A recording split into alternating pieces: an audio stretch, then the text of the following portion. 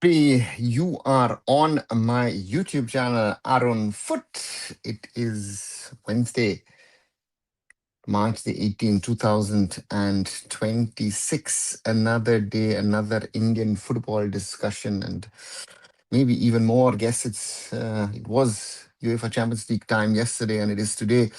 We'll talk about ISL, Indian football, the league, Indian Football League, and other things. Ashish, welcome back, and talk about all that. Yeah, that is happening in Indian football, um, or even beyond. Because I think one story that we need to talk about at the start of this show today um, is the whole situation around the African Cup of Nations, where the appeals committee has turned around a decision by the Continental Federation that not Senegal but Morocco are the champions of the African Cup of Nations 2025. So yeah, crazy one to think, but those are some of the realities at this moment in time. So therefore, we will have to wait and see um, that decision. And I think the international global outcry on the matter is, I think, clearly evident. National camp कब शुरू होगा खालिद का? Ashish, the national camp will be starting next week. We have a weekend of matches in the Indian Super League kicking off tomorrow. So therefore, let the matches in the next 4 days happen. Um, Tomorrow is Sporting Club Delhi versus Jamshedpur FC, Northeast United FC versus Odisha FC, Mohun Bagan against Mumbai City on Friday being the top game. Saturday, Kerala Blasters versus Punjab FC, Chennai FC versus FC Goa on Sunday, Inter Kashi versus Bangalore FC on Sunday, and then supposedly rescheduled from Saturday to Monday because of Eid, Mohammedan Sporting versus East Bengal FC. And then we've got the break. On the 31st, India set to take on Hong Kong on Tuesday in a couple of weeks. It's on 13 days' time. India versus Hong Kong in Kochi, and that is the final match of the AFC Asian Cup qualifiers for us. We're out of the qualifiers. We cannot make it to the final round. So that's one of those realities for us. And that is, therefore, I'm saying that next week, Monday or latest Tuesday, the camp will start for Team India and Stephen and his players. Stephen and Rana. Yeah, Stephen has returned for a second stint with the national team of Rwanda. So an interesting move. He was working with the club in Cyprus and then decided to move back now to Africa and has joined Rwanda and his national team. Prabhudik sir ka interview karo please. Ashish, first of all, Prabhu Pafere doesn't do these kind of sort of podcast interviews. And I don't see me reaching out to him for an interview. And I don't see him talking about things being, whatever the realities are. So maybe you would want me to do such an interview, but I don't see Mr. Patel first of all, doing such an interview and not giving me such an interview. So let's be very, very clear. So that's it. Uh, so therefore that's the thing. So we'll have to wait and see what he does.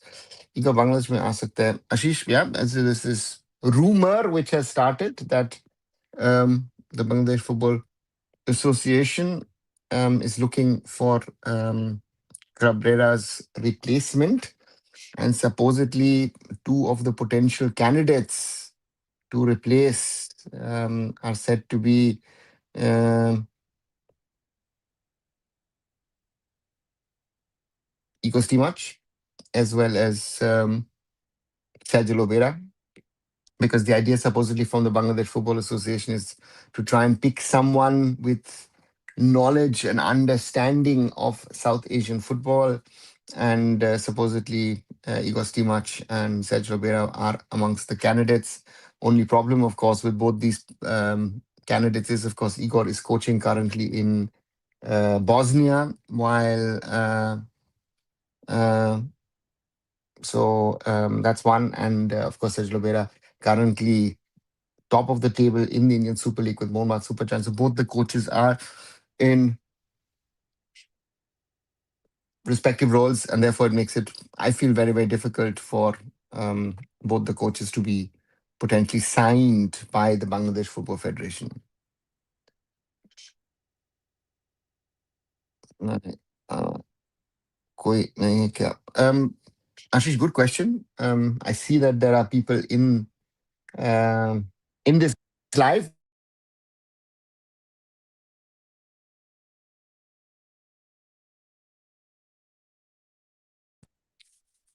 That is a reality. So therefore, again, as always, yeah, all of you can ask questions, queries, whatever you would like to know from me here in this live, or I'll try to answer whatever I can. Of course, have my observations on those things, like this video, this watch, this Indian football and more discussion. Not a watch long, sorry. And yeah, and support the channel. Without your support, Arunfoot cannot grow, as I've said. And I did a video in the and on the title race, which I think certainly has emerged between Mohun Bagan, Jamshedpur and Mumbai City. Again, Mohun Bagan play Mumbai City on um, Friday in Kolkata, Friday evening. Um, Other videos did yesterday a tribute to the late Kushal Das, my take on the ISL, other things. So those, do watch those videos, and thank as always for your support. 2019 में Igor और कौन था AIFF shortlist में? तो आशीष, there were, I think, 4 or 5 coaches on the shortlist. Don't ask me for the names. Former BFC coach was on the list, and a few others, but I wouldn't be able to tell you exact names. Don't actually, honestly, if I'm honest, or being utterly honest, I don't remember all the names that were there. So that is that. Coming to talk again, as I spoke about the ISL, and how are things? Hi, AI bot. Schedule and Sporting Club Delhi, Jamshedpur is tomorrow. So Jamshedpur, interesting to see if they can go top of the table. Northeast United was usually on Friday in the early kickoff, which will be interesting. Can Northeast follow up with another win? And then, of course, the big match, Mumbai Supergiant against Mumbai City FC on Friday evening. The early kickoff on Saturday has been pushed because of Eid, which we've now played on Monday. Mohammedan Sporting versus East Bengal FC. The Kerala Blasters take on Punjab FC in the late kickoff on Saturday.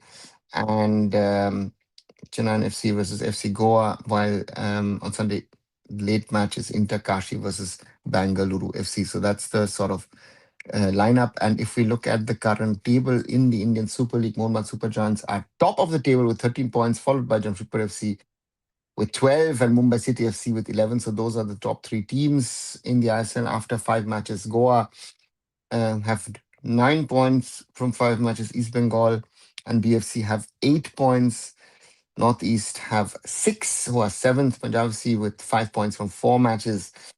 Inter Kashi are 9th with 5 points from 5 matches, following a good start with 2 draws and a win, now 2 losses for Inter Kashi. Chennai remain on 4 from 4. Odisha have 2 points from 3. Kerala Blasters have now finally 1 point, and from 5 matches with the draw against East Bengal. Sporting Club Delhi have 1 from 4, and Mohammedan Sporting have lost all 4 matches so far. So therefore, the relegation fight, if relegation happens, is currently on.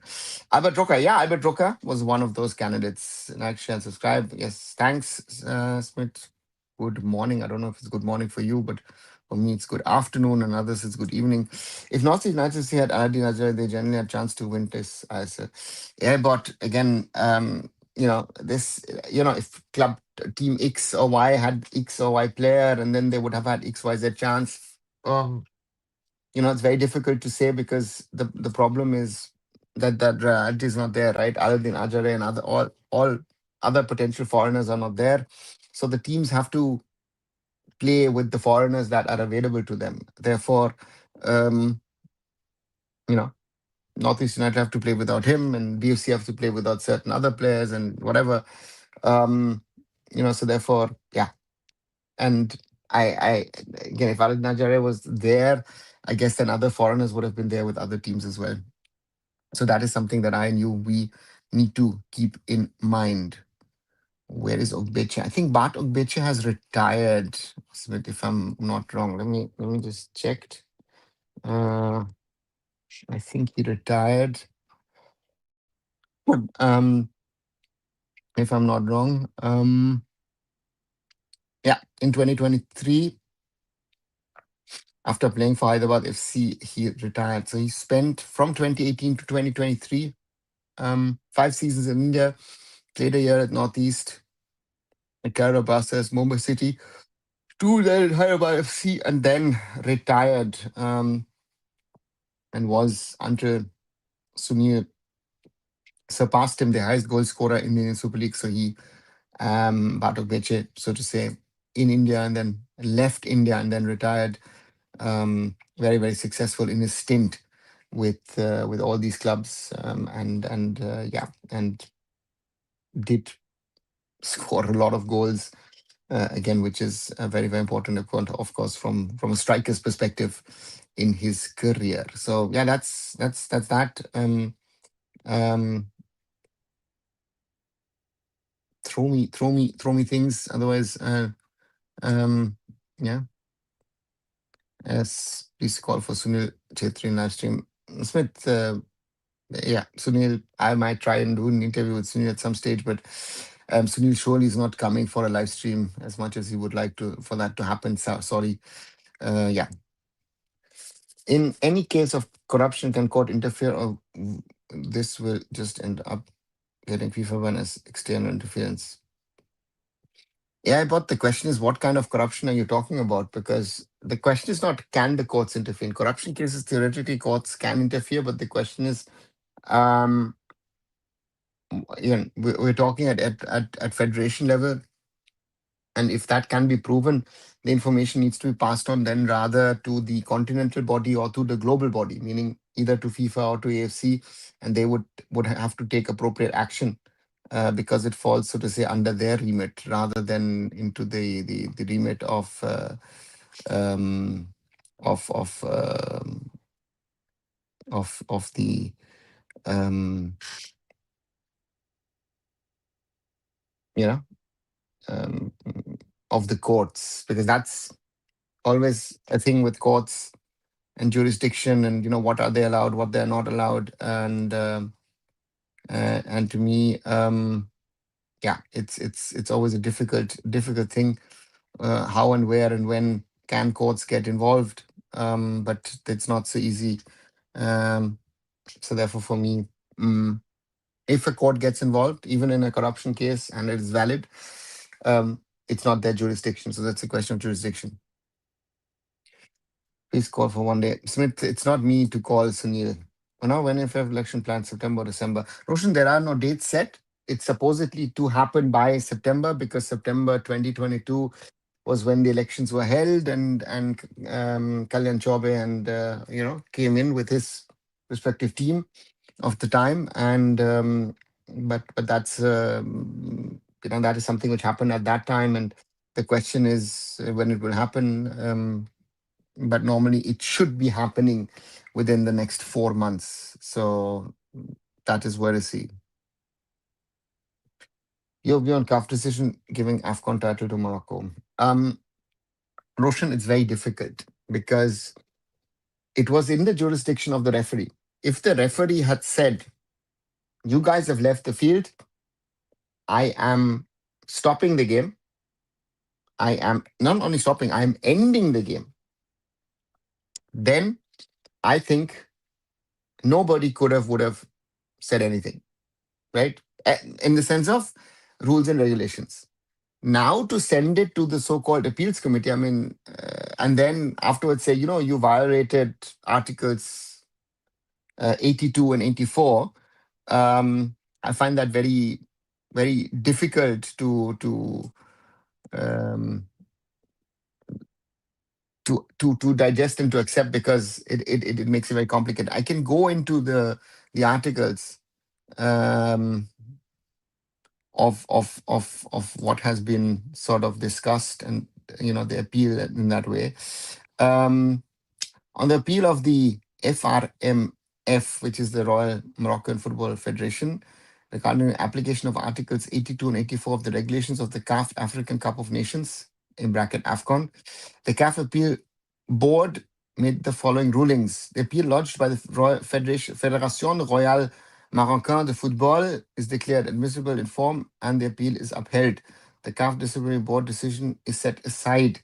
The CAF Appeal Board further finds that the conduct of the Senegal team falls within the scope of Articles 82 and 84 of the regulations of the African Cup of Nations. The protest lost by the Fédération Royale Marocain de Football is upheld. It is declared that the Fédération Sénégalaise de Football, through the conduct of its team, infringes Article 82 of the regulations of the African Cup of Nations. In application of Article 84 of the regulations of the African Cup of Nations, Senegal team is declared to have forfeited the match, with the result recorded as 3-0 in favor of the Fédération Royale Marocain de Football. All other motions or prayers for relief are dismissed. The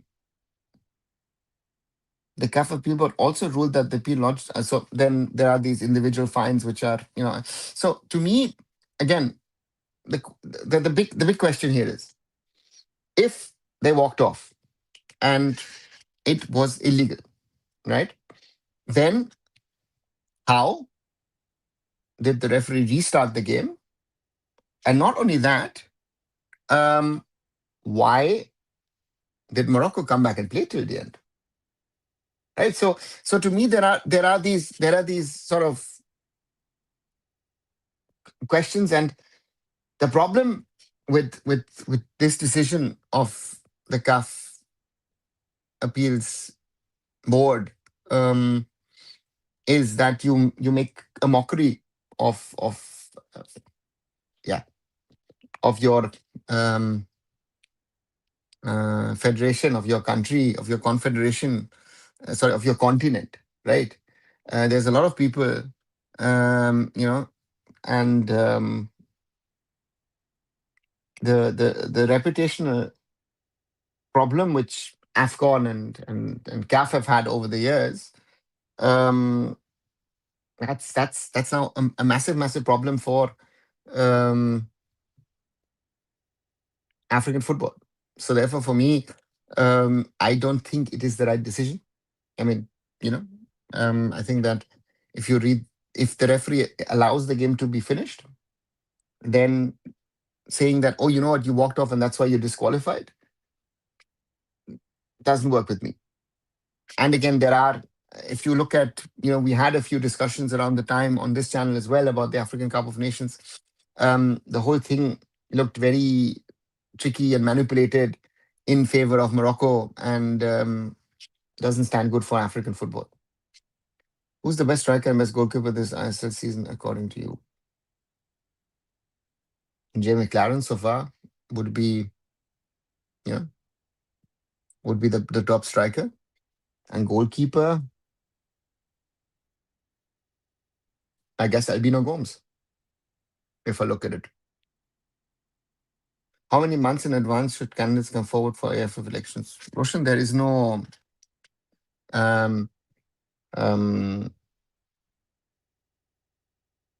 timeline, so to say. I think the AIFF first, again, in Indian instances, unlike in other parts of the world, I mean, we in Germany know when the next elections will happen already now, right? So we know when the next federal elections at country level, at state level, at district or city level will happen. So we know our next dates of elections in this country. In India, for example, last week you announced, okay, you know what, next month you'll have your state elections in Bengal, in Kerala, in Tamil Nadu, and in Assam. And this is the same with the AIFF. We don't have a fixed cycle. The DFB, for example, as a federation, the German Football Association, have a um, um, a window of dates, so to say, or a month where they need to hold it. And again, there is this whole confusion because I've heard certain people tell me, oh, you know what, in May they'll have elections. And then someone said, oh, in July. And then I said, listen, the elections were in September. And yeah, so therefore in 2022. So if I say it's a 4-year term, they have time till September 2026 to hold elections. How money is being manipulated in state boards, seeing some things, as I've heard some relative kids playing in district and low state leagues, hearing things going on, but no one have present with evidence sad. Yeah, but again, if you have evidence and things, then you can do things. But again, hearsay. I also hear a lot of things. Oh, you know what? This happened to this guy, and that happened to this boy, whatever, blah blah, or girl. Yeah, prove it. Some African journalists had experts about it, couldn't listen to it yet. Roshan, yeah, I've been hearing a few things, especially out of the UK. Some interesting, I heard a longer podcast about it. Because yeah, it's yeah. So therefore, it is. AFCON was fun, says AI bot. Yeah, AFCON full form, and what does it mean? Smith, AFCON full form is African Cup of Nations. So it's the African version of the Asian Cup. Morocco's to Africa, what Qatar is to Asia. No, Hitesh. Again, and that is something which I don't agree to. Um, and I don't think it is a right comment or statement in any way. But yeah, any stand out striker in the domestic circle from the senior team at any stage? No, I don't see any standout striker at any stage, Indian as such. We will have to live with what we have, or we have to utilize someone as a number nine who can or who needs to do the job for us. I think that's the difficulty which we will find ourselves in.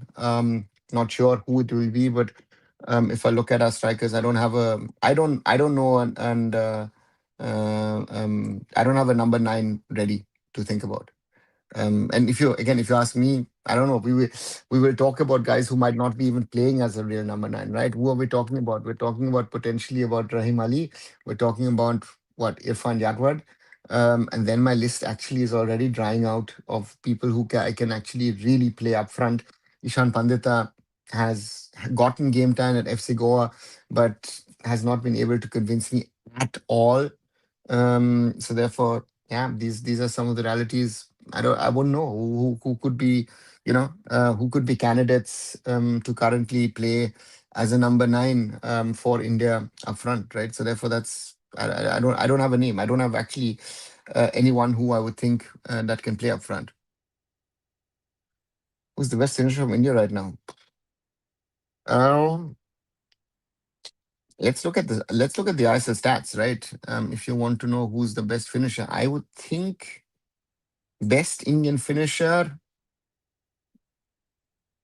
Um,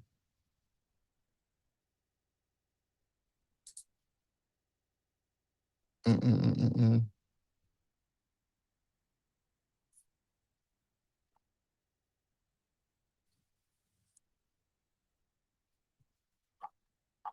I'm just thinking. Outside of Changte, who is 1 second? Where do I have the match stats? Stats. Changte is the only Indian in the top five. Amongst assists, I have Eben Das, Liston, Kibgen, Nikhil Pujari, Subhashish Bose. So that is that. Yeah. So if I want to take an Indian, I would have to most probably. I'm stuck with Changte. Yeah. So yeah. Qatar is the only team to have only played in a World Cup only as hosts. Yeah. But Hitesh, so that's your comparison to Morocco. I don't get it. Edmund to me is not a striker. Edmund to me is what we've seen this season, more of either a winger or even a number 10, but he's not an out and out striker to me. I think that's not his best potential position. And yeah, so therefore, um,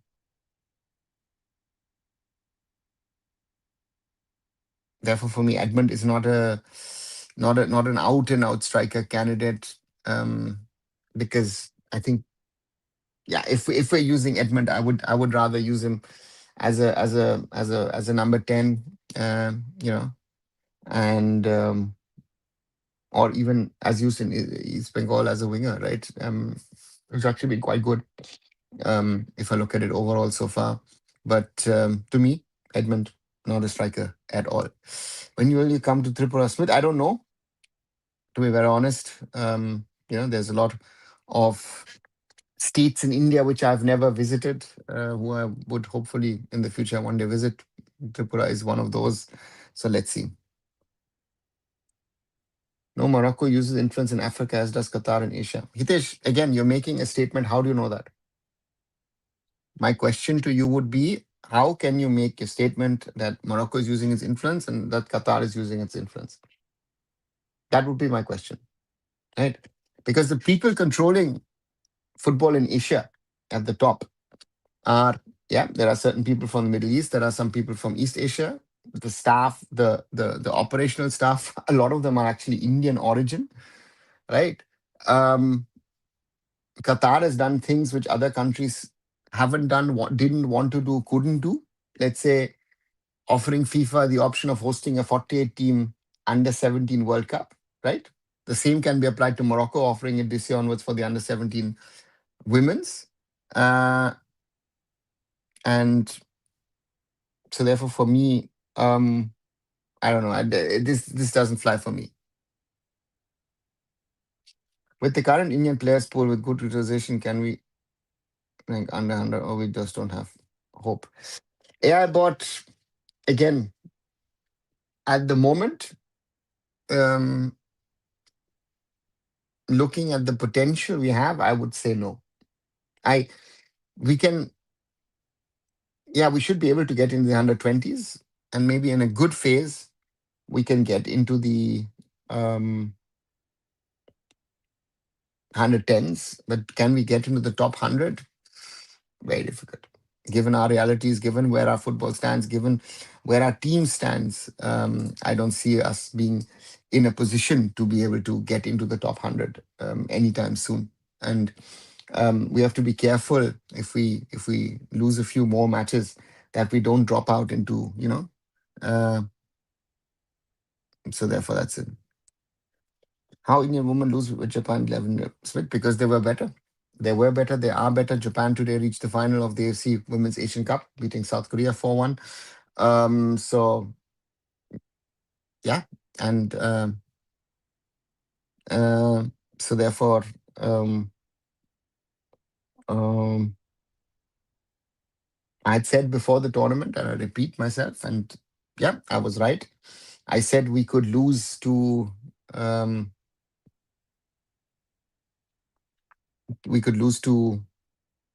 Japan a minimum of 9-0, and on a bad day we can lose most probably 20-0. And we had a bad day. Japan had an okay day, and they won 11-0, and it could have been easily 15-16. So therefore, if you think that is a surprise, to me it wasn't.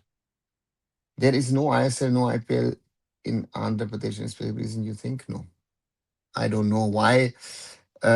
And IPL, I can't say. I don't follow it, so I don't know why. ISL, if you would count the now Telangana to Andhra, then you could to say that, yeah, at least in Hyderabad, have teams, or have had teams, uh, and but why there isn't, I don't know. And I mean, forget ISL. There's not even IFL in Andhra Pradesh at the moment. So yeah, that's the reality. Morocco doesn't have Qatari Ulma. They have some influence because of connections. Okay, but if you say so. Japan women should be favored against Australian women. Yeah, they should be clear-cut favorites. I mean, Japan only today, conceded their first goal in the AFC Asian Cup, Women's Asian Cup against South Korea.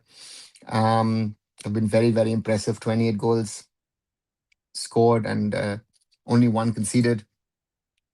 So therefore, even though, of course, the final is in Australia, or the whole tournament is being played in Australia. Japan, to me, clearly are big favorites to win this competition. Surely, there is no ISL player, I League player. Any specific reason you think, Smith, for that? I don't know enough about Tripura football to say why Tripura is not producing players to be able to capable of playing ISL, I League. One would have to understand what the Tripura FA does or doesn't do. Um, what so therefore, no, I can't give you an answer on that, right? So therefore, that's if that's a reality, that's a sad reality for Tripura and its football.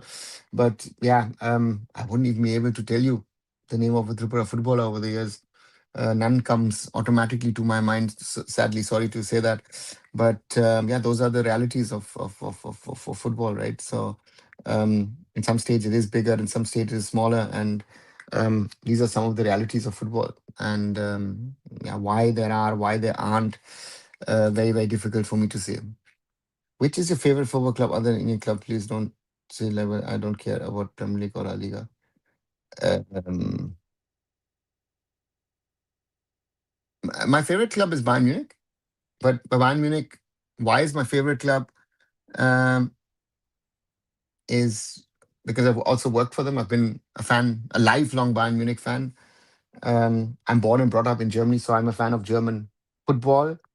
Um, and so therefore, um, you know, and and to me, it is very clear and evident that yeah, to me, German football in Spain, I I would say if you ask me. I would say Barcelona to a certain extent, but also Sevilla because I've done some work with Sevilla, FC Sevilla. I like them as well, and in England it is Manchester City or City Football Group. Um, so therefore, for me, yeah, that's something. Who do you rate in talent based in football now, Manipur or Mizoram? Hitesh, I rate both. If you ask me, if you ask me today about the standard of football in those two states, um, I would always rate, yeah, Manipur and Mizoram. Um, Mizoram, I would say, is a little bit more structured, a little bit more organized. With Manipur, it is a little bit more raw. But again, both those two states are the backbone of talent development. And yeah, so therefore, for me, it's very clear, very evident um, that is something which is there for us. And both these states are very key. And other states in the Northeast are trying to now do a little bit of catch up. Meghalaya is doing a lot at the moment. Assam is doing certain things. Nagaland is trying to now do things. Arunachal Pradesh is also doing certain things. So therefore, let's hope that they also produce a certain level of talent. We've had honor of talent coming out of Sikkim, starting off with Baichung Bhutia, and then you had Sanju Pradhan, Nirmal Chetri, and others. So therefore, yeah, that's the thing. But Manipur and Mizoram are the biggest talent hubs um, in Indian football. Manipur even more if we want to talk about the women's game. Mizoram, I think, is slowly starting to develop women's football, or not slowly, but they are developing football, and therefore will be interesting to see. But yeah, those are some of the realities. Countries on little war zone from last 20 years have been football system have. Sorry, let me start again. Yeah, but the countries on literal war zone with last 20 years have better football system than us. Does it have to do with system or money or culture or what? Yeah, but it has nothing to do with culture or system or money. It is different, in different countries.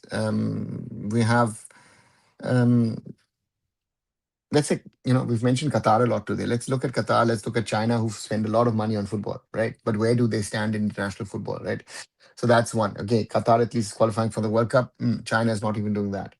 Um, On the other side, you have at a nation level countries like Syria or Iraq, Afghanistan, who are at war or who have warlike situations, civil war, whatever. Then you've countries in Africa, right? Or a country like Haiti qualified for the World Cup. Haiti has been in civil war, I don't know for how many years. So it is not a money matter. It is about, is there a football culture? Yes, I would say football culture is important. I would also then on the other side say sometimes it's also important to see what um, individual talent comes through in those respective countries. And I just get up, I just have to open something and then I'll come back. I'll keep on talking. So therefore, that's important. And for me, in India, why aren't we successful in the mid to long term is the question of what we're doing, how we're doing, and why we're doing it.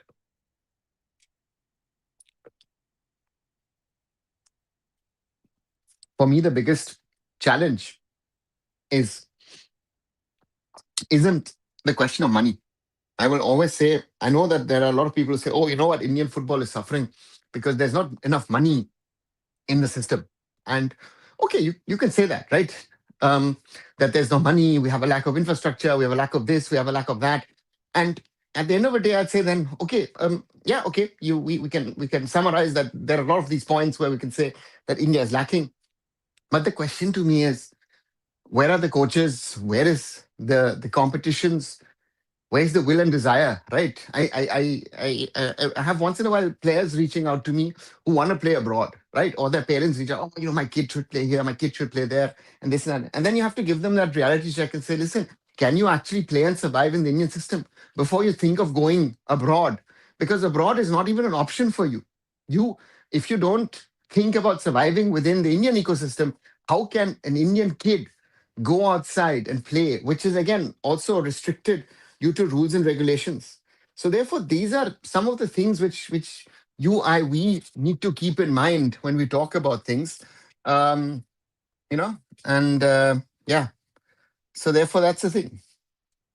Other football, do you watch F1? F1 famous in Europe? Yes, I can charge us. I'm a big F1 fan as well. Over the years, of course, Michael Schumacher, Sebastian Vettel, the two multiple time world champions here from Germany. And yeah, so therefore, yes, I do. And of course, I'm a big Audi fan. I drive myself Audi. So this year has been very special with Audi joining F1. Minerva Academy is good or poor quality of players. Smith, for Indian standards, they produce better quality of standards, but they're not good enough to be able to compete at a high level. So if you want to take that as a summary, that's the reality. Where India has better facility by state. Uh, you can't go state by state because your problem is that a whole state you cannot talk about, oh, quality is here, quality is there or not there. I would say that there are certain states where you have a certain level of quality, um, but not in a state. You have that, let's say in a state like Jharkhand, you have a certain level of quality in Jamshedpur because of the Tata Football Academy. And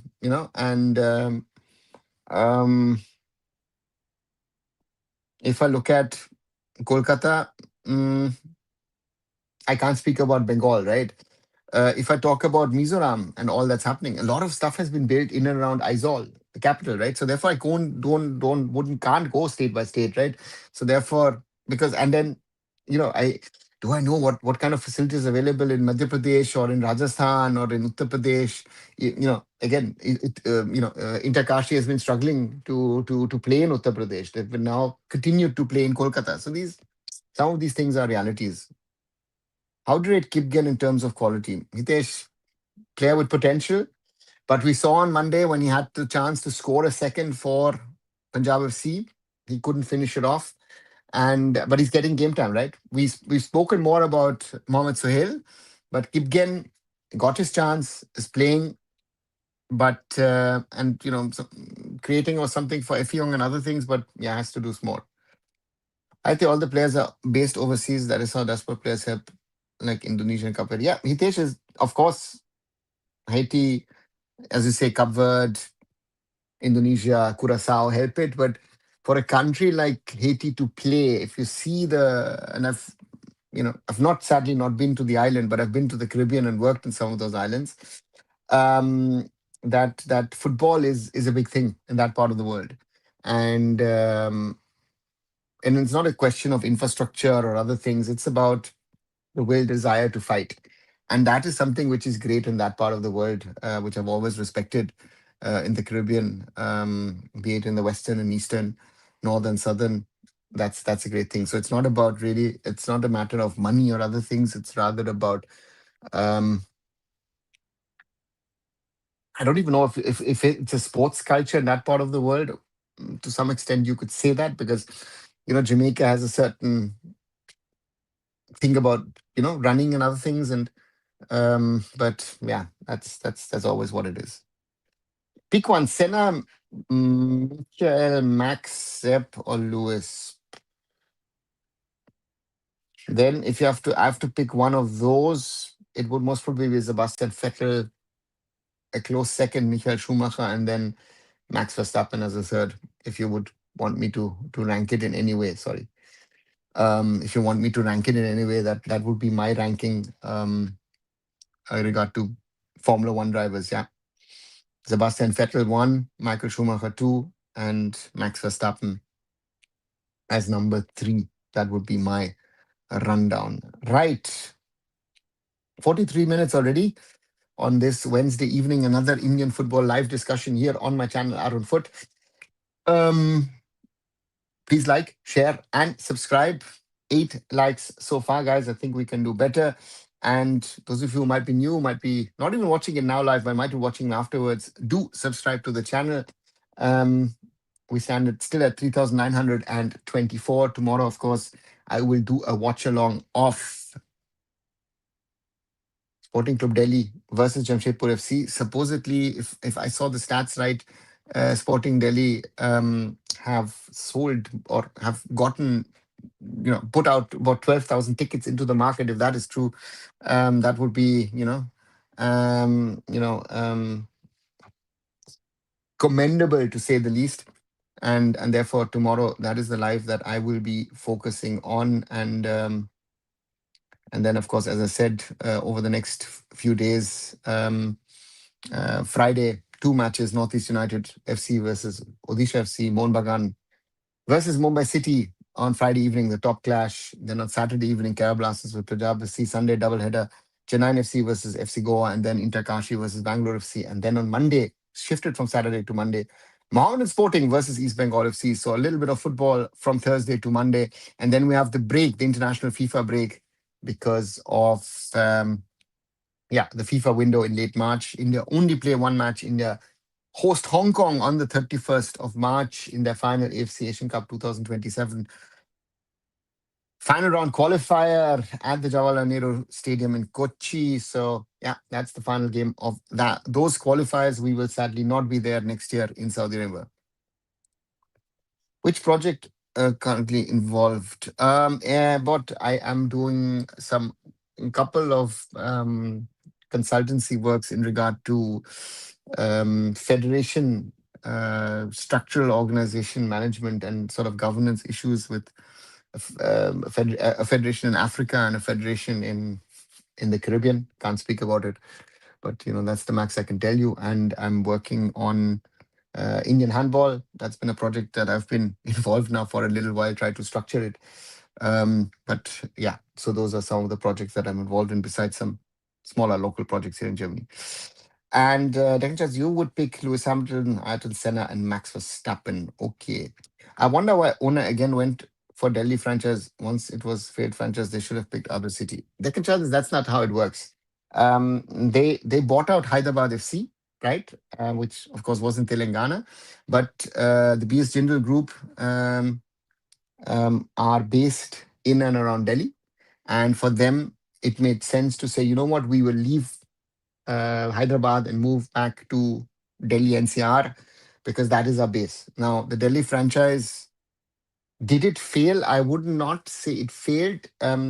If you look at how Delhi Dynamos were running and things, it was Odisha as a state who literally offered them something that took them from Delhi to Odisha. So if you want to say, I would say that way to me, it was more of, you know what, we are trying to offer you something. Are you interested to coming here? And they said yes, and they left the capital and went to Odisha. That's how, in my opinion, it went about. And again, Sporting Club Delhi are now the new club. Again, they decided against FC or whatever, City United, whatever you want to call it. So let's see. I wish them all the best tomorrow. First home game, we saw the condition of the ground after the concert over the weekend. And so therefore that's going to be an interesting thing to see how what's the ground condition. And of course, Jamshedpur FC under a certain level of pressure after their first loss of the campaign, right? So therefore, Jamshedpur FC under pressure if they want to keep up the pressure on Mohun Bagan, because also they know Mohun Bagan and Mumbai City play each other on Friday. So therefore, let's wait and see what they can do. Only way India can qualify for FIFA World Cup is host the World Cup. Yeah, if you look at it at the moment, then I would say that is most probably the most likely path for India, be it in the men's or women's game. If we can host a FIFA World Cup, then we can be part of it, as was the case in the under 17s men's and women's, because we're not good enough. Even all this conversation about the women's team also last week. Sorry, guys. And I see still people hyping it up and everything. Oh, we were so close against Vietnam and Chinese Taipei and this and that, everything. Like, I don't think so. And so therefore, for me, so therefore, I don't. I don't buy that because we're still so far off, even from a mid-level Asian team in the women's game, that I didn't think that the World Cup was actually very realistic. How do you look at today's Barca Newcastle game? Any prediction, Pramod? Barca clearly favorites. I would not be surprised if Barca 2-3 goal win. That would be, I guess, a normal game, a normal result if FC Barcelona depose off Newcastle United and make it to the next round of the UEFA Champions League. So tonight, yes, UEFA Champions League matches, of course, also. Um, and will be interesting to see how the teams do. The early kickoff in 41 minutes, FC Barcelona against Newcastle United, and then later on today, Bayern Munich versus Atalanta Bergamo, FC Liverpool against Galatasaray, Tottenham Hotspurs against Atletico Madrid. So yeah, there's Bayern through 6-1, I would say. Tottenham 2-5 behind. Atletico through as well. And of course, I think a big match for you know for Arne Slot and Liverpool Football Club, because I guess if they lose, Arne Slot could be in trouble.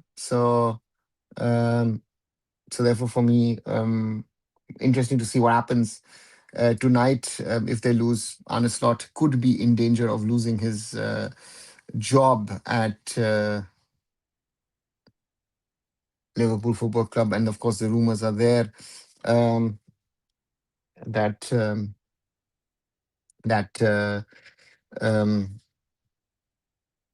yeah, Xabi Alonso could be coming. So therefore, that will be interesting to see. And yeah, let's wait and see um, what happens. Wasn't another see Kona Rana Dagubati? I don't know. He was a brand ambassador for, I think, a season. I don't know if he was a stakeholder. Don't. I wouldn't know if he was a stakeholder or not. But as far as I don't remember him being a stakeholder. Do you think leagues should be owned by the association or by the clubs to be commercially viable? We have many successful on both sides. Okay. Which AI bot, which league is successful owned or is successful fully owned by the federation? So let's be very clear. If we look at football, the leagues around the world are owned either by the clubs themselves or owned by clubs and a commercial partner. The model that Reliance suggested. And yeah, that's how it could work, should work, maybe. But yeah, and but to me, I wouldn't be able to tell you a league which is commercially successful and viable in ownership of the national federation, right? And yeah, so therefore both sides. I don't know where you get this that there's both sides that is successful. SC Delhi made a signing. Yes, they have made a signing. I saw that earlier. They have signed Julio Rivas, right? So therefore, Julio Rivas. Let me just see. I saw it a little while back. Um, Um, um, um, um, um.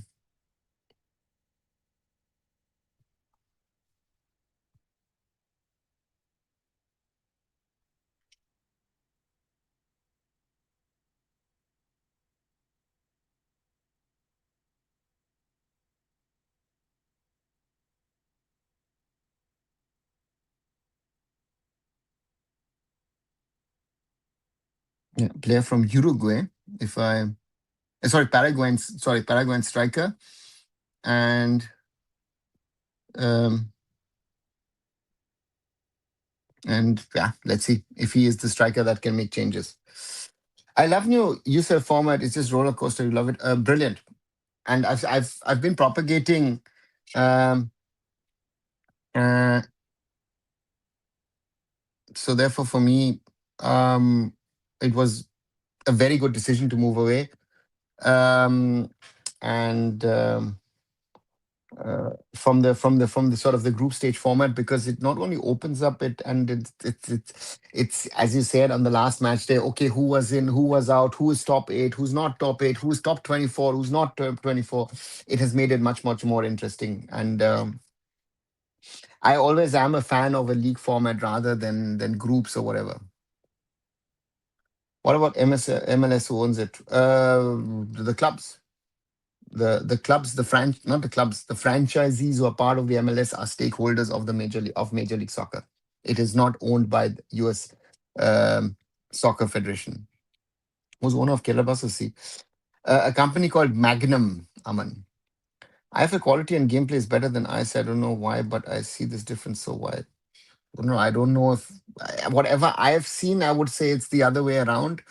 I would have said that sometimes the production quality looks better. Maybe that is the reason. I always say is that again, it's very difficult to judge the quality of football or a league by watching it on television. You have to see it with your eyes to be able to really gauge it. Because I always say, I've said this now for years. I always feel that certain leagues have come away with a better image or better reputation, because people love the product that is available on television, right? There is a lot of things which you don't see if you don't see a match live. And I feel I like a lot of mistakes and all that stuff. I don't know, I wouldn't rate it, you know. So I said currently as at the mercy of AFF, can it be transferred in the future? No chance. What it depends on what the AFF does in the future. At the moment, the structure is the way it is. I don't think that this structure at the moment is sustainable, because either you have a commercial partner coming in who's taking care of things, or you have a commercial partner, um,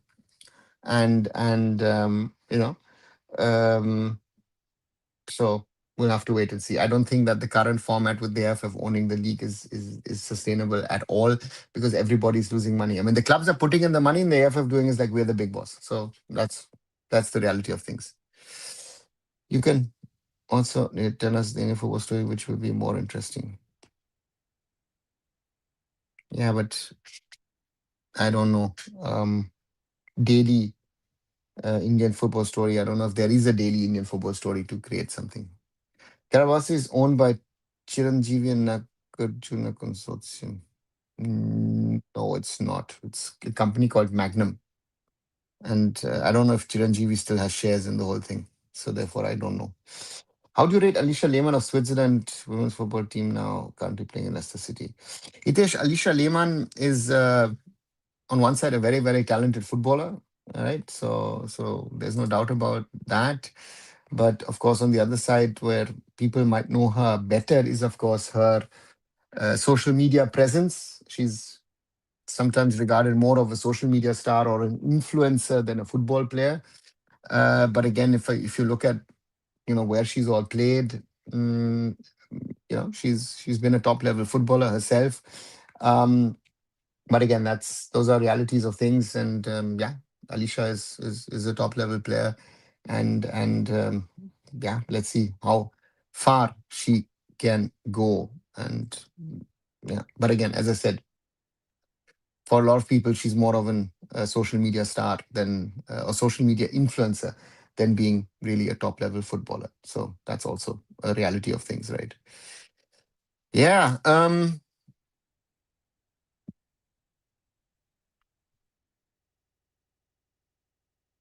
what else I wanted to tell you about?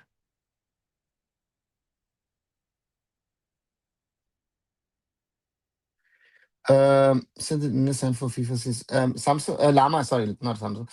Lama, supposedly we have joined the women's series in um, April, and um, so but I've not seen the name of India anywhere in any of those groupings, right? I mean, there are. If I look at um, the groupings which were announced for the FIFA Women's Series for April. One second, where did I read it? No, not. I had it somewhere here, right here. If I look at the updated series, which still is on, um, which I've seen for a while. There is a top group which contains Brazil, Canada, South Korea, and Zambia.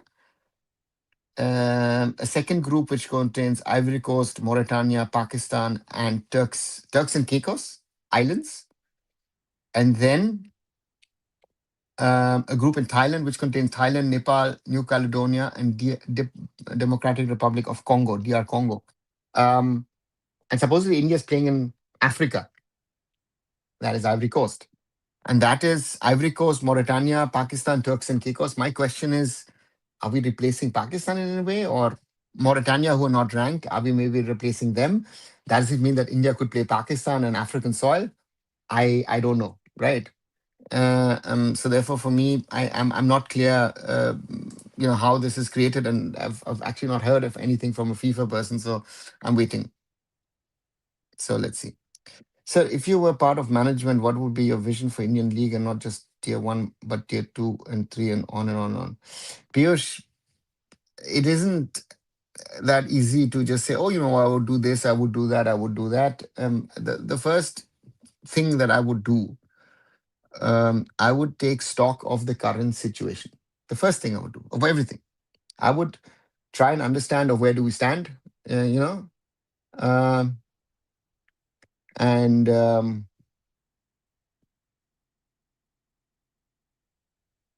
then look at finances, and then see what is realistically doable. Because I could have the best vision. I go back to um, Lakshya, the 2022 plan from Rob Barn, which he presented in 2012, 2013. And the plan from Rob was brilliant. Rob Barn has worked in Dutch football, has been involved in the development of Dutch football. The plan was very, very good, what Rob had.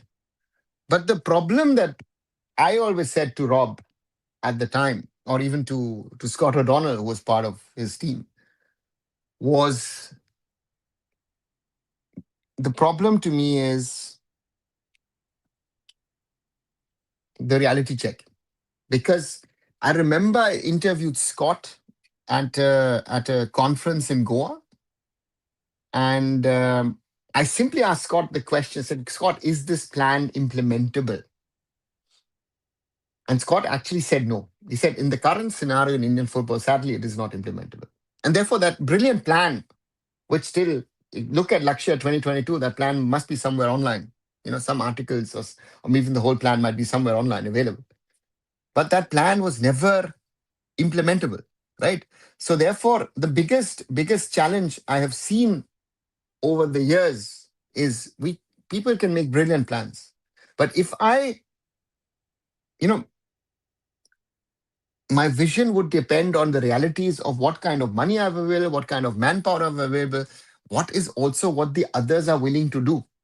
I could present you a plan, right? For me, if you ask me, if I would do 1, 2, 3 tiers, depending on how we can build it, my top tier, I would at the moment do a closed door league for 3 to 5 years, most probably just with 10 teams, to try and create financial stability for the top tier. Minimum 3, maximum 5 years. And then you can think about at least promotion and whatever. Second tier, most probably 10 to 12 teams. But there I would have No promotion, but I would have relegation.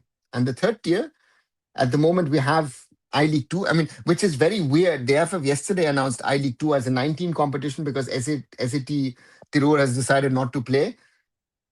I would rather do I League 2 and maybe split it into something, right? And rather say, listen, let's have 20 teams and 10 teams here, 10 teams there, right? So how can we create it? So therefore you need to see and what monies are available. My biggest problem at all these again, ideas is not the problem. It is implementation is Indian football's biggest struggle. Because if we have great ideas, but you don't have the money, you don't have the manpower, you don't have the things to do it, then your greatest idea has no value, because your value the idea cannot be implemented. You know,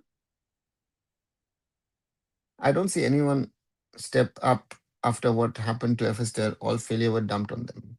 Yeah, but see, FSDL, or let's call it Reliance. It was earlier IMG Reliance, and then it became FSDL. Have done a lot of things for Indian football, for India, over those 15 years that they were there. Did they do everything right? No, they did not do everything right. Let's be very, very clear about it. But the point at the end of the day, to me, is very, very important. Is that that they uh, at least gave Indian football a certain level of structure, and certain level, uh, you know, stability. And we are now seeing the level that ISL production, ISL match organization, ISL structure was compared to what it is now. Nowadays, we're holding a league for the sake of holding a league, right? We should be all be happy that the ISL is happening at this moment. So that's, yeah. Can football matches in Delhi of SC Delhi and Punjab be done in Ambedkar Stadium? No. Aman, if you see the current state of the Ambedkar Stadium, um, no. Look at the ground, look at the grass, look at the training, the dressing rooms, the media production, press box. It's the Ambedkar Stadium. In an ideal case scenario, the Ambedkar Stadium would be a project like the stadium in Meghalaya or in Assam, where you knock down and rebuild, right? Okay, according to Ministry of Corporate Affairs, Present Director of Magnum Sports Private Limited, Prasad N. Alu, Arvind, and Chiranjeevi. Okay, again, Prasad, Mr. Prasad is the one who is for me the major stakeholder, and the others I don't even know what they have in that. We should invite top 10 football clubs around the world and give them clubs for free and tell them to bring some good foreign player and development good Indian player. They will do it better than IFF and FSDL. Deccan Charger, indirectly, that is what uh, City Football Group did with Mumbai City, and they've pulled out. No one will come, even if you give them things for free. Why would they do it? Because they're spending money, no? Why would a foreign club say, listen, we've had Atletico Madrid come to Atletico de Kolkata. After 3 years, conversation was, you have to put in money. Atletico said, thank you very much, Tata, bye-bye, I'm gone. Reality. So therefore, if we see the realities of Indian football, if we see the things, the idea that you have sounds very easy, you said nice and all that stuff. The best clubs in the world will not want to. Why would they want to do it? Wherever they invest, there is a return on your investment. In India, there is none. It's a one-way street.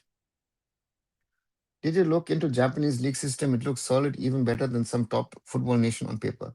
Yeah, but yes, but the question is again, as an Indian system, we need to develop our Indian system, because India is such a vast country that I cannot compare it to any other system, right? So there are certain things which we'll have to do out of the box, and that is one thing that I've learned over the years, is this whole discussion about promotion and relegation. Yeah, that's nice to do, but I might have to think, if I want corporates to help you to grow the league, then you have to give them that opportunity to try and monetize the thing, and that doesn't happen.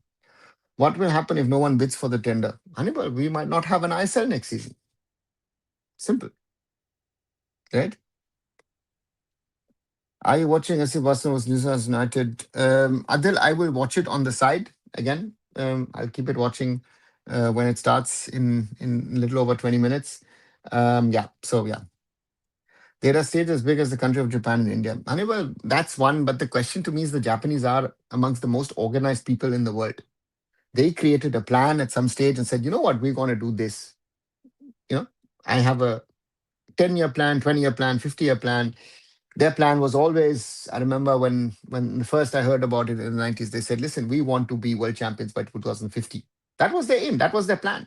And they worked according to the plan. And we, we, we, again, as I spoke a little earlier about Lakshya, we might have a plan on paper, which is very, very nice.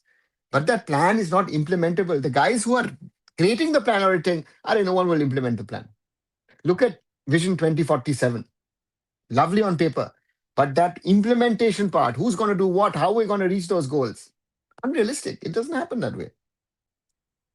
It is better than ISL. Definitely, everyone will support. First preseason of ISL was successful. Yeah, yeah, it was. The possibility of no one bidding is very high. Yeah, Anibal, it is. Yeah. My question is, I can bid also for the rights. Will the club stay? Have the club signed on the dotted line? No, they haven't, right? There is still the question of will they pay whatever they've been asked to pay? So therefore, there are a lot of questions. After all the things happening in Indian football, all I'm seeing is remaining foreign clubs partners exiting near future. Where are the foreign club partners? There are some partners for grassroots stuff and other things, right? There is nothing big in there where you say, oh, you know what? Oh, listen, there is, the only big deal in the last few years was City Football Group investing into Mumbai City, right? That was the real big deal. Everything else is just small things happening for the sake of happening, you know. So therefore, that is something which I need to be very clear. Even if someone bids, will they stay for 15, 20 years? Well, that's a different question altogether. I said that is, we had the situation with Z. They came in 2005 with a huge shebang, ding dang, bam, whatever they did. Then they tried to do this ICL, which totally flopped because the BCCI suddenly realized, you know what, T20, we need to do it. And then the IPL was created with the help of Lalit Modi, didn't have the money. And then Ambani's had to bail the AIFF out. If that situation rises, no one will come. Things will die. So therefore, my question is also, why am I doing contracts for 15, 20 years? Is it not better to do 5-year optional contracts, 5+? Right? And if I say, listen, I don't want a 5-year, I want a 10-year contract, okay, give me extra money then. Right? Then if you're believing in your own product, then do that. So therefore, these are some of the things which I see. It's like, there needs to be a different strategy. But for that, I need the right leadership in the AIFF to really do what is needed. If no ISL next season, I'm going to say football is completely dead in India. No. Football will never be dead completely, right? Completely dead means there is no grassroots, there is no youth, there is nothing, right? It might be dead at the top level or something might happen. At the moment, given the realities, I would not be surprised that multiple ISL teams do not play next season. Because, a lot of people are playing, or a lot of clubs are playing because of indirect pressure from the minister, the sports minister at that meeting in December or January, right? Otherwise, they wouldn't be playing. So therefore, these are some of the realities of where we stand, where we are, and it will be very interesting to see what happens in the next few days. And it is, I don't see what is happening. Uh, you know, um, so to me, it's very, very interesting to see where we go. Now the Rob Ban, not Van Kumar Ban, Rob Ban, BAAN. Seem now, but it needs rich billionaire or a dictator to implement plan for 15 years by closing eyes and giving money. There should be no bending rules in football system. According to whims and desires. Kumar, I don't think it is that rigid. If I look at the conversations happening in 2012, 13, 14 in regard to football development, it certain things could have been done. Right? The Rob Ban idea and plan is theoretically doable, but then the Indian football ecosystem needs to commit to it. Your problem is we always talk about AIFF, AIFF this, AIFF that, AIFF blah blah, and again the rest of the system is not doing their work. We should target in our conversations. We should question the football academies, the football schools, the clubs who are doing grassroots and the coaches. Why is the quality that you produce so poor? Simple question. And they don't have an answer. Is keeping the tender document behind and paywall legal. They didn't want to see criticism of the poor tender document and stuff. Hannibal, I don't know why they did it. I honestly, there are people who have an opinion saying, oh, you know what, they didn't want the document to be scrutinized and whatever, blah, blah, blah. Again, the key infos have been passed out anyway. So I don't know why this whole paywall thing to me makes no sense, right? If the league's owned by clubs and commercial partners, how the football federations earn. Yeah, but uh, the football federations need to generate revenues from its football structures, um, from national teams, and from coaching courses. So, taking notes, so I have a question regarding what you said yesterday that U16 can't be sent to Europe, but how come Minerva is so confident of sending players to Europe like any exception law? Why is no? No, there is no exception. Check again, simply, you can Google what the laws of work permits and other things are in Europe. It's sorry, it's anyone says that is lying. No Indian kid with an Indian passport will be allowed to play in an European football academy. If an European football academy accepts an Indian kid on footballing grounds, it will be suspended by UEFA. Period. Simple, right? That's why I said the whole thing doesn't add up. What they're trying to do, the whole storyline doesn't add up. But hey, a lot of people still believe it. It's great. No, it makes no sense. The whole thing makes no sense. It's an eyewash. Where are the talents? They've been working for 15 years. Where is the talent? There is no talent, right? I feel bad with John Abram. Said I'm only non-billionaires running ISL team and losses just to Northeast football life. Yeah. Yeah. That is one of those things. Another state association are the worst who is going to control them or replace with the correct person. Kumar, I don't think the state associations themselves are the worst problem. Sorry. State associations are part of the problem. Yes. But are the state associations the only problem? No. Right? Are they the biggest problem? No. It is, to me, it is the clubs, the academies, and the coaches. The state associations, you could still run a successful system despite of the state associations. So if you say the state associations are the biggest problem in Indian football, then I do not agree to this point. Because it is the clubs, academies, football schools, football training centers under those coaches and the guys who are running those who are working with the kids to produce talent. Right? The state association or the national federation does finishing touches. Whenever someone says, oh, why does the AIFF try to run these national training centers, elite academy, Indian arrows, or try to spread it out? Why? Because the others are not doing it. Why have we had success in the last 15, 16 years whenever the arrows program actually did the proper work? Because the AIFF was doing the work of the clubs and the academies. This is the question that you should ask to the clubs and academies.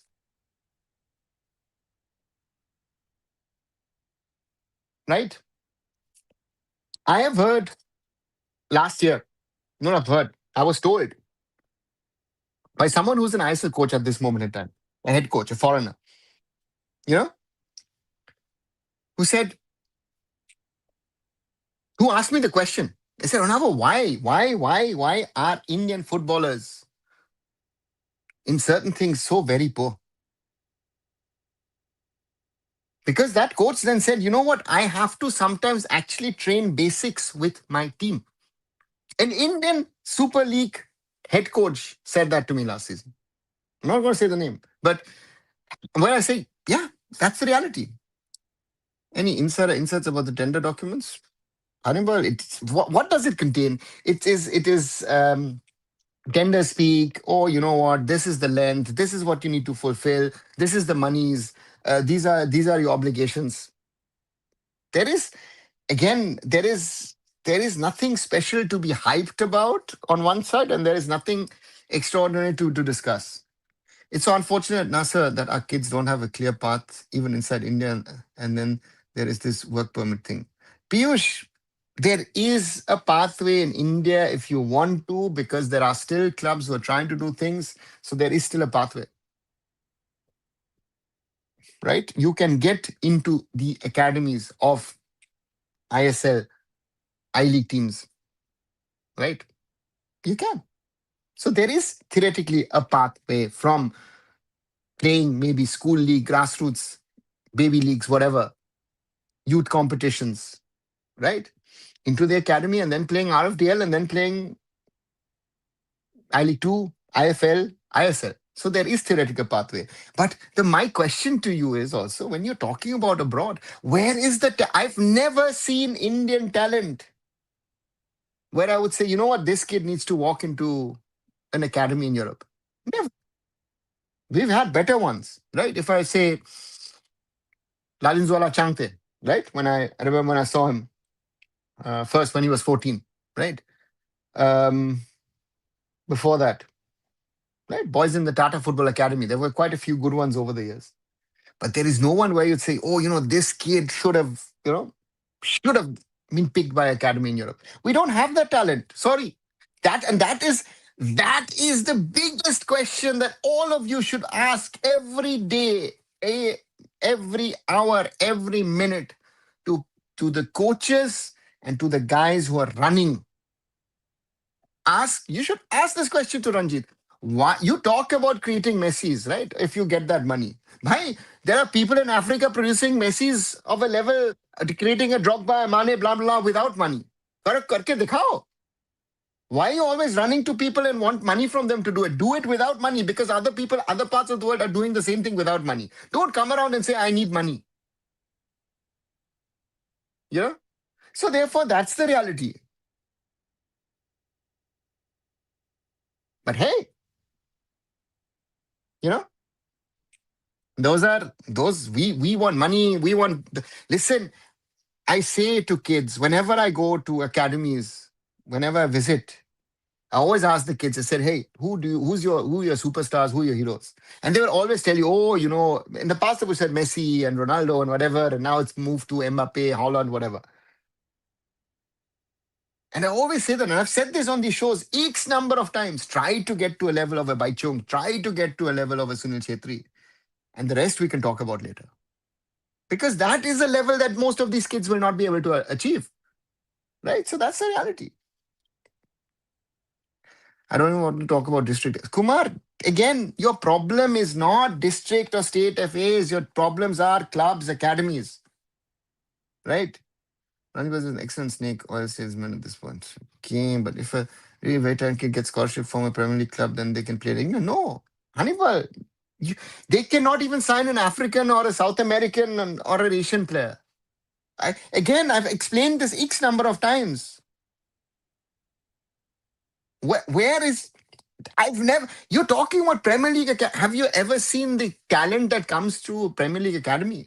Right? I just forgot the name of that 16-year-old kid who's played for Arsenal. So we don't have that. Who are giving licenses to Indian coaches? Are they really good enough to get licenses? Kumar, there is the licenses is it's like it's like a driver's license. If you really would only allow good drivers to drive in India, you would not have people, you would most probably have only people walking on the road. So licenses are something of a minimum standard. The license, a coaching license, but you need to work to be better. And again, and the whole system, what my learning has been over the years is everybody else is to blame except me. That's also a systematic thing, right? He has done, they have done wrong. IPL is earning so much thanks to media rights, which us is struggling so much. Yeah, but they can charge us. Even they are not earning. The media rights are overpriced. Star Sports wants to reduce the numbers. He claimed saying that his U15 and 16 beat the top club teams, but not one presentable player developed. I've seen on some podcasts and YouTube shows. Listen, you're playing. Who are you playing? At the end of the day, who are you playing? You're playing some grassroots teams. You're not playing the academy teams, right? So no, I said, Ranjit, come here. I'll organize you matches against academies. Let's see how good you are. They'll get thrashed every game if they play real academies. No, you have seen Chankta at the age of 14? Yes, I did. How to solve football coaching problem, which is realistic way. Kumar, we need to figure out and promote the best young coaching talent. We need to find programs, figure out ways of talented coaches and push them higher through the system. We need to we need to incentivize it for coaches to be better. That is my only way of how we can make this thing better. Because if we're going to do it the way we're doing at this moment, we're going nowhere. The way we're going at the moment, we're going nowhere because we're not creating any kind of quality. Big problem, in my opinion. Right?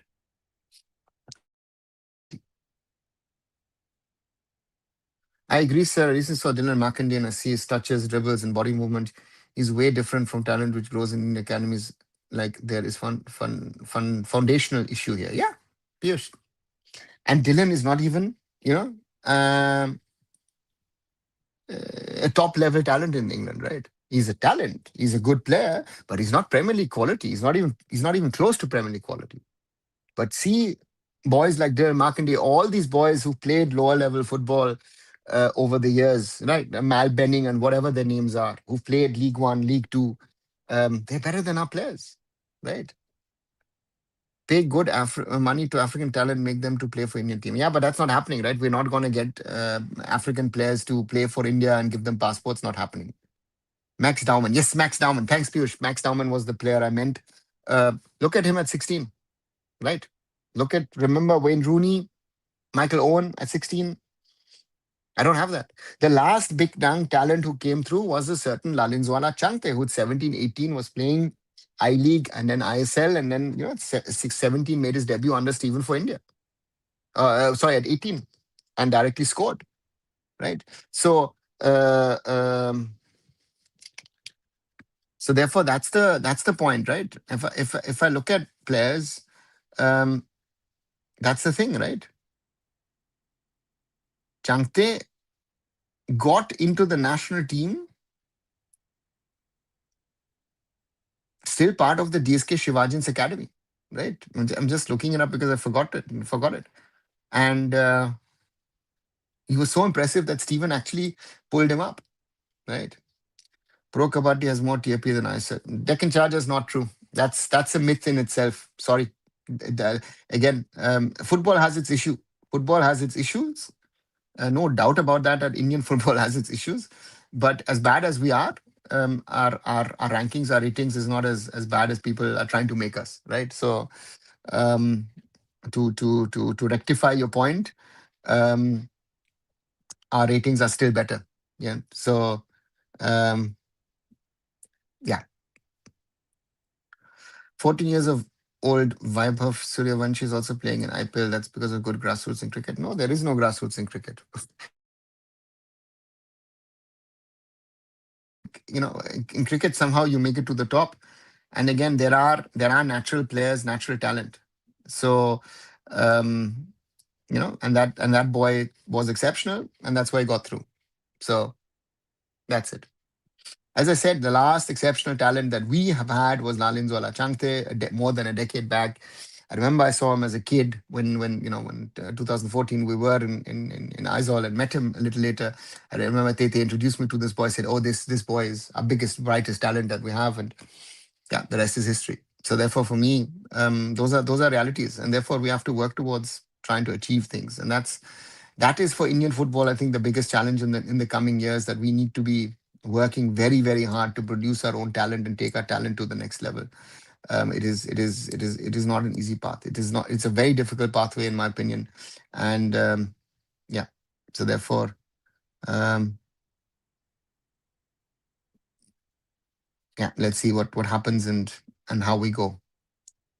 So you were born in Germany. Let's say if there is a talent at age 5, and how is he brought in system nurtured German football system? Piyush, at 5, it doesn't matter how good or how bad. It's about playing football for fun. Up to 8, 9, even 10, you will allow kids to just play football. Because if you are a talent at 5,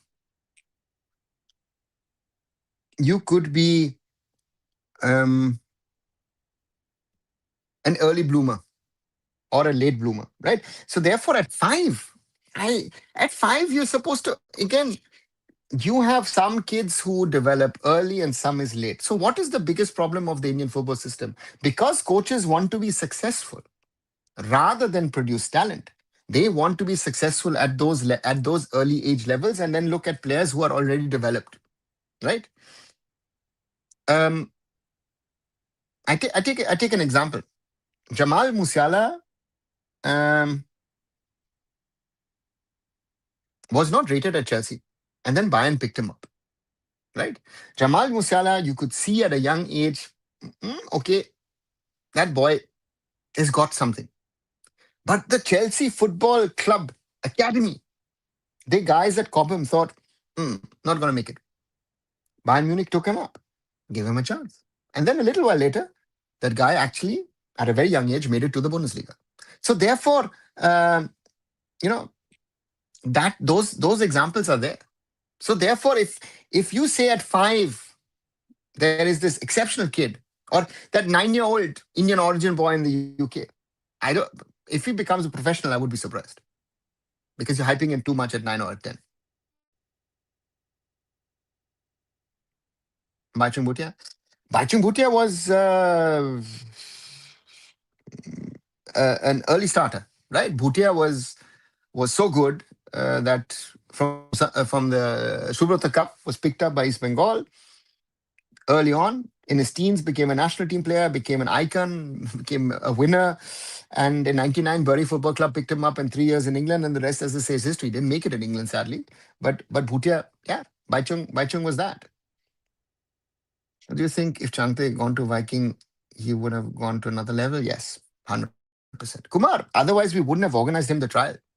If Lalinzwala Changte was not an exceptional talent, why would I, with my friend Chris Roy and other people, uh, uh, Eric Henningsen and others, would have done what we did to try and get him to Stavanger for that trial and training stint? Why would Viking Stavanger offer him a 3-year contract? Because I always believe Changte is that special talent. If you see now, he's matured, he's a little older, he might not be, always spot on.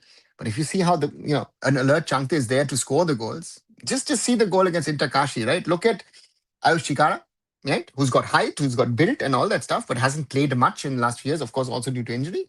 And look at how quickly Changte just slots in. And that is something you either have it in you or you don't. And Nalinjwala Changte is that player. And if he'd gone to Viking Stavanger, maybe Stavanger won the Norwegian title last year, the Eliteserien, after a long, long time. Changte might be a Norwegian champion by now. So yes, it's sadly that chance missed, right? And the reality is, at Chennai, he was a decent player, but especially Des Buckingham and others have taken him to the next level. So that's also reality. Which was the best foreign player played? I said talking about talent, but doesn't made it to top. We've had a lot of talent, right? For example, someone who was early on, it is I think Steven Mendoza, the Colombian striker who won Chennai FC in the second season. Him as a very talented player. Normally, he shouldn't be even coming to India, but thereafter, Steven actually, I don't even know where all he played. Let me just check online one. Steven Mendoza, who's now 33, right? So he is from Colombia. Played in Colombia, and then for whatever reasons, Deportivo Cali, and then came to Chennai. Joined Corinthians after an exceptional ISL. Joined Corinthians. Played on loan. Even played on loan at New York City, at Bahia. Came to Europe. Played 3 seasons at Amiens in France. Went back to Brazil. Even played in Turkey. Played in Mexico, and now is with Atletico Paranense. Right? Is matches for the Colombia senior national team. But that is a talent of a player who we were very lucky to have in India in the first 2 seasons of the ISL, but has not. I would have thought, again, could have reached higher levels. Apuya is the best example for late bloomer. Yes, Kumar, very good example. Yeah, you would say most probably Amarjeet, Dheeraj, early bloomers, and he would be a late bloomer. Max Verstappen was trained by his father since he was 5. Look at now what a great driver is. But again, those things are those are exceptional stories. Max Verstappen is an exceptional story. Look at Vettel. Look at the Schumacher brothers. Look at Lewis Hamilton. Again, Formula One is well, no, master clubs are not investing in academy heavily. Instead, they're getting players from other academy and making instant teams. Kumar, because I want, again, Kumar, you've asked, or someone or the other has asked this question X number of times. I want to be successful now. I don't want to be successful in 5 years or 10 years. It is for me cheaper. If I have to invest into stones, into manpower, I have to spend much more money than whatever I'm spending. If you're saying that Mohun Bagan Supergiant are spending, 100 crores to build all those things will cost you more than 100 crores in the long term. And they don't have a midterm to long term vision. And if I look at the situation in football, why would I invest into long term? I don't even know if next season, the league will be there. Right? So what happened to Chankta then? Why he missed the chance? PC Game Attack, he was offered more money in India, and the agent ensured that he wanted to come back to India. He lost the chance. We created the chance. Again, we can't do more than that. A realistic opportunity with the Norwegian club to come and play. We've had the story of Gurpreet Singh Sandhu 3 seasons and at Stabæk, which again, when he left East Bengal in 2014, Gurpreet Singh Sandhu to me was a finished product in the sense of finished player. And he came back as a much more mature goalkeeper of 3 years at Stabæk. Brilliant what Gurpreet did. And then the rest of Gurpreet's career is history. And I think Chankte would have been a better player, even if he made it or didn't make it. So, yes, as you say, in my opinion, massive chance lost. Miku was also good. Yes, but Miku, again, Miku or Deccan Chargers names Fikru, those players came with pedigree, right? We are talking about young talent who came and who didn't really make it to the top. Then I would say, Steven Mendoza would be the player where I would say, could have done more, right? Because we've had great players. I remember Elano Bloomer was at Chennai. Brilliant footballer. I remember watching him play Premier League for Man City and all those clubs, right? Diego Forlan played 10 years ago for Mumbai City. What a player. What a player. So therefore, we've had... I had Nicolas Anelka, Fred Ljungberg in my team. Nico, brilliant footballer. Right? So we had some big names in those days.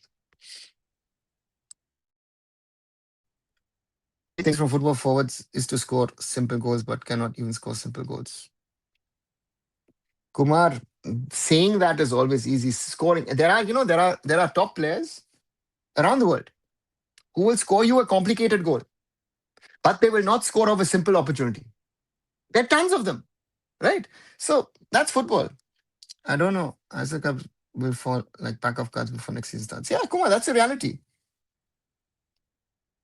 Alexander Del Piero was a big name in us. Then in us, yeah, of course, Del Piero, 100%. Del Piero was a big name. Juan Capdevelde, David Trezeguet,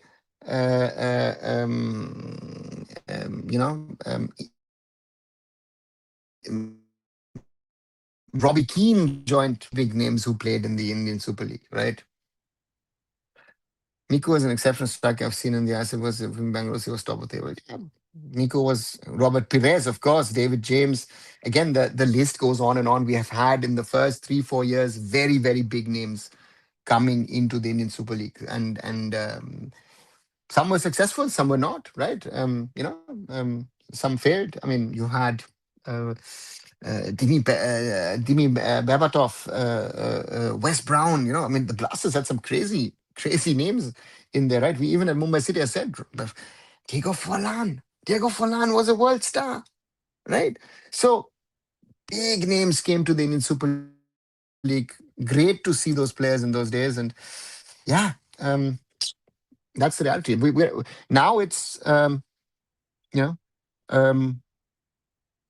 we are where we are, and let's wait and see what happens, right? It's crazy times, and let's see. So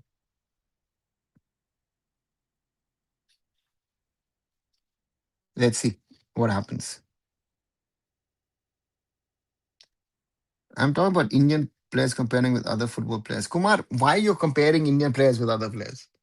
That comparison doesn't hold, no? If you see us in the Asian Cup men's, if you see us in the AFC Women's Asian Cup, we cannot hold ourselves because our football basics are poor. I will Our women's team, why did they get to where they got to? Because they were fighting. They were trying to do their best. But there are certain basics, technical things, tactical things where we are just not good enough. And the same applies sadly to the men. And it's gotten worse. It has gotten worse. The generations of the Renedy Singhs, of a Clifford Miranda, Alvito da Cunha, uh, Clifford Miranda, those guys look to be technically better than the current boys, right? Can't be. Best Asian Football League that is sustained itself. Not talking about oil money, guys. Most probably Japan or Korea. Yeah, but I don't know the numbers of the whole J League, but I would think Japan should be at that top of the list, if you ask me. But again, I'm just guessing. I don't know factually, but again, it would be Japan or Korea would be amongst those two. And um, the problem is oil money is not sustaining, right? If you're looking at what the Saudis are spending, even the Qataris or the Emiratis, that is not sustainable. So that's the reality. But oil money guys are doing better by hook or crook. They're doing better, but that is, again, it's like the Chinese spending a lot of money on the Chinese Super League and it didn't work. It won't be viable for clubs right now to bring those players. They would take like at least like 30% of if they get injured or can't give you minutes, then clubs will be doomed. Darshan, the if I look at the marquee players, what they were earning, and looking at the overall budgets and looking at how salaries have increased over the last 10, 11 years in global/Asian football, um, then I don't even think it would be 30%. Some of the, I mean, if I see what some, so it could be even higher. Some players who are renowned came to us but did not perform because of later part of 30s, his body is not in good. Yeah, but Kumar, that's reality, right? Again, not every player clicks, right? It was Paul Pogba's brother, Florentin Pogba, came to Montbagan, ATK Montbagan, big pedigree before that and after that in France, completely flopped because he could never adopt to the conditions in Kolkata, right?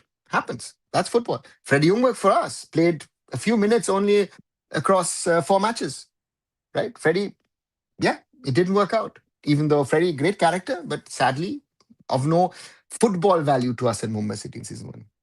Saying this because fans are saying we should bring the marquee player thing back. Russian, yeah, but who's paying for it? The marquee player idea is brilliant because that is what made the ISL interesting in the first 3 years.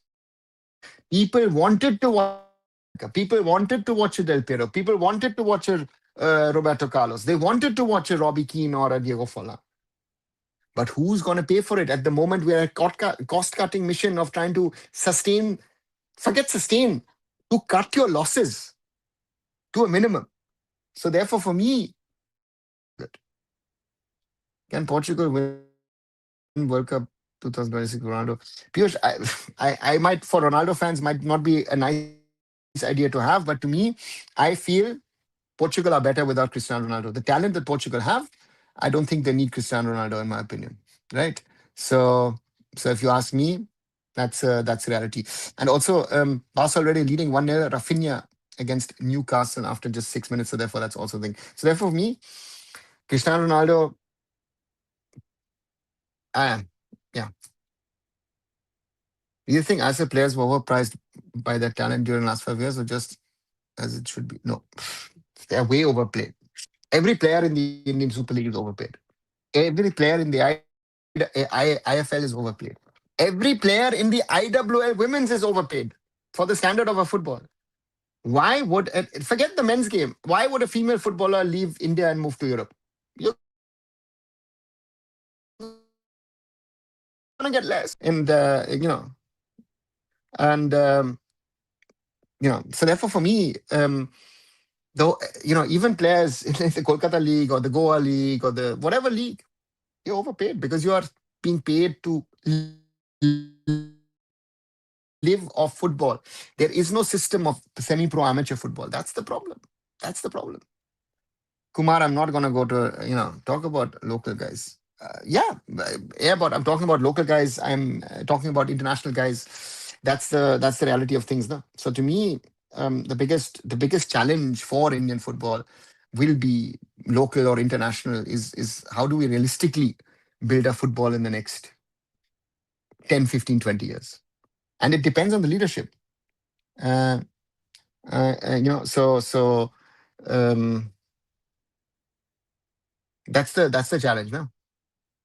That is to me the challenge for our players. How good team are Sporting Lisbon? Where do you place them in EPL as the equal to Southampton? Murali, welcome back.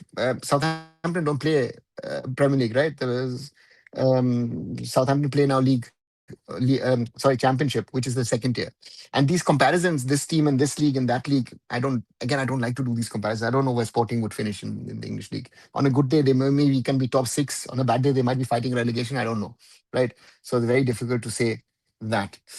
Quick reminder, 1 hour 42 plus minutes on this live on the 18th of March on this Wednesday.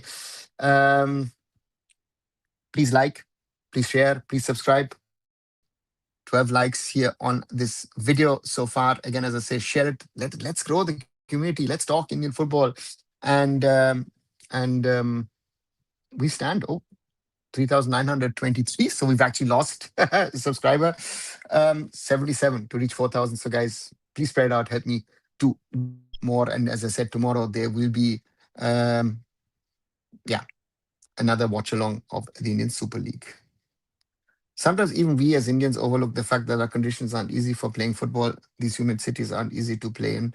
Who come in such conditions for the first time definitely struggle. Yeah, but that's very true. When I come from Germany and even I play 5 or 7-a-side football, I'm dead after 5 minutes because it's just too humid. Should ISL do salary cap or will it be unfair? Yeah, but the ISL has had a salary cap. Nobody was following it. You can work around it. So if it could work, it would be good, but it work. John Tunal, I'd say, for example, Greece, England, India, way different. Yeah, Darshan, of course. I mean, there's no comparison. Bodo Glimt, shocking defeat, your thoughts? Morally disappointed because as I've worked in Norway, seen the rise of Bodo Glimt over the last decade, which is an exceptional rise, even in football terms. Sad to see them collapse the way they did against Sporting, but yeah, sadly, it came to an end, and they will not be no longer more part of the Champions League. Newcastle last time given tough fight to Barcelona. Yeah, they did. Who will next F president? Does the person capable because the F president can amend the F constitution make program shift? Kumar, these are ifs. Maybe whoever could be. I don't know. Right? Again, these are things that we will have to wait and see. There are, um, what there's a German saying that there will be every day a lot of water running down a river or running down a stream. I don't know. If you ask me today who will be the next AIFF president, I can't tell you. It could be Kalyan himself. It could be, Kalyan could stay on. If it might be Prabhu Patel coming back. It might be someone third, fourth, fifth. I don't even know who's. Again, there's a lot of things going to happen. Ongoing political scenario will country pass in USA World Cup or I don't know. That's another question. I don't know. Will the World Cup happen in the US? Might it be shifted somewhere else? Given to realities, I don't know. There's a lot of things. Hey Simon, good to see you back. I am good. It was sunny today, 14, 15 degrees. So yeah, hopefully, finally over the weekend we had snow. So hopefully the winter is gone. So thank you. Good to see you back on Arunfoot. And as I said to all of you, please do like the video, do share it. If you haven't, do subscribe to the channel to support Arunfoot. And without your support, of course, 14 of you have liked it. This channel cannot grow. We've been growing, of course, continuously over the last few years, over the last 3 years, of course, since I've been doing this. So thank you. And again, watch the short videos. I did a video on my thoughts if there is an ISL title race or not. Let's see what happens. How voting are done in AIFF? State association have a vote, and they can vote for people, and that's how it's done. One thing I'm tired of Indian football excuses: bad playing, football, lack of resources, or money, maybe lack of development process might be true. Listen, Murari, we've talked about these things over the last 2-3 years, multiple times on this channel at least. And I will always say that it is a problem at multiple levels. And to me, the biggest biggest problem is that we don't want to believe in the realities of things, right? To me, the biggest problem is that when we talk about the problems in Indian football, we are not willing to accept, that we have a problem with our coaching system. We have a problem with um, other things as well, and so therefore, for me, it is um, very difficult, that how we're going to get out of this sort of situation, out of this rot in regard to our football and develop and evolve, because I think that's the biggest challenge that we have at this moment in time, right? That we talk about a lot of things, we hope a lot of things, but um, how we're going to get out of it, and that's the biggest challenge. Why cannot FSDL unable to set the salary of player with maximum salary, minimum salary with some data and algorithm basically with software? Kumar, I can, for example, if you are my player and okay, your salary is, let's say, 100 rupees. I can via send you money. I could potentially someone in your family offer a job or something of the sort. So there's a lot of ways. This again in India, again, that's why I love the word jugaad. Why do I say jugaad? Jugaad is a way of working around these things. And therefore, all these, your algorithms, your mathematics, again, it works in the US. It doesn't work. Look at Chelsea. Chelsea has been fined in the last couple of days by the Premier League because they paid illegal agents. So it's not only an Indian problem, even Chelsea Football Club have done that, right? So, yeah. And to the people working at FS, their work role in ISL, no. So do they join other groups and help in management operations, still continue in football? Darshan, different people, different roles, different things. Um, and it's 2-0 Barcelona. Bernal with the 2-0 for Barca. So, sorry, 2-1 for Barca. Sorry, not 2-0, 2-1. Sorry, Newcastle equalized and Barca again took the lead. Elanga with equalizer, Bernal with the 2-1 for Barcelona. Darshan, some people have stayed back with Reliance, with Rise, which is the sporting management arm, are working for them. Some people have joined clubs. Some people have joined other potential leagues. Some have actually stuck around and are trying to help the AIFF run the ISL, and therefore, yeah, there is no one answer. One word to summarize Bodo Glimt Rise. They have the punch over the Moran. Great story. It's a great fairy tale story, and that ended last night. In Lakshya 2022 plan in the section of club fans, they have written that club fans register in the clubs and unregistered fan club. What's your take on this? Kumar, I don't remember the whole Lakshya program, so don't ask me. I've not read it for over a decade. I do not know it inside out.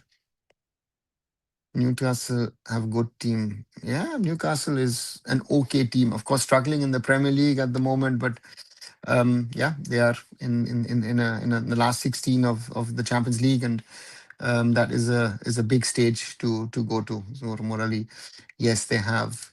Right, slowly, I will try and want to come to an end of this live, more than 1 hour and 50 minutes of talking about Indian football tonight.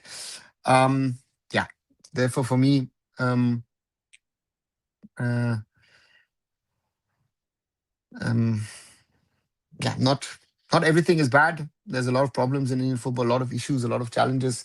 So keep on supporting Indian football. Once more, the reminder: if you haven't, do like, share, and subscribe.